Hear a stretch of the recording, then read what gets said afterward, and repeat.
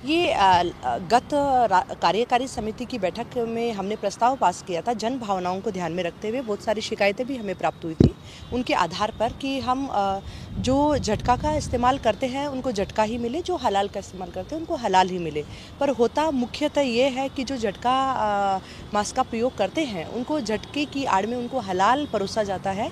तो ऐसे में हमने मैंडेटरी किया कि हर दुकान के बाहर झटका और हलाल आपको इंगित करना अनिवार्य है, तो किसी की धार्मिक भावना है वो आहत नहीं हो, और उसके तहत ये निर्णय लिया गया है। कुछ दुकानों पर लग चुका है, जहां नहीं लगा वहां सख्ती के साथ में पालना हो और 7 दिन के अंदर अंदर इसकी पालना सुनिश्चित की जावे। ऐसा अगर नहीं होता है तो क्या एक्शन, लाइन ऑफ एक्शन क्या रहेगा? देखिए, नहीं होता है का कोई सवाल नहीं है। बाकी लाइन ऑफ एक्शन यही है, जो अगर नहीं करेंगे तो संबंधित के खिलाफ कार्रवाई भी होगी, सीज भी करेंगे। ये क्या अपने धार्मिक भावनाओं का ध्यान रखते हुए ये एक बड़ा फैसला लिया? देखिए, शिकायतें प्राप्त होती है और नगर निगम है, जनता से जुड़ा हुआ है। जन भावनाएं, जनहित हमारे लिए सर्वोपरि होता है। जब लोग आकर हमें शिकायत करते हैं कि ऐसा उनके साथ में हुआ, अपना वाकया जो है वो हमें बताते हैं, तो बताने के बाद में लिखित में भी शिकायतें दी।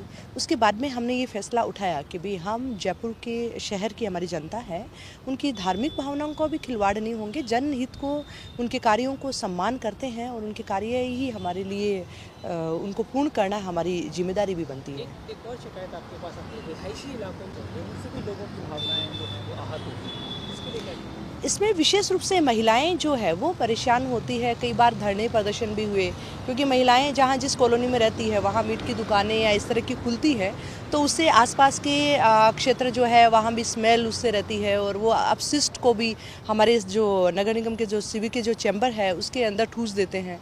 उसकी वजह से वो ब्लॉक होते हैं, बहुत सारी समस्याएं होती है। महिलाओं का घर से बाहर निकलना भी जो है वो भी मुश्किल हो जाता है।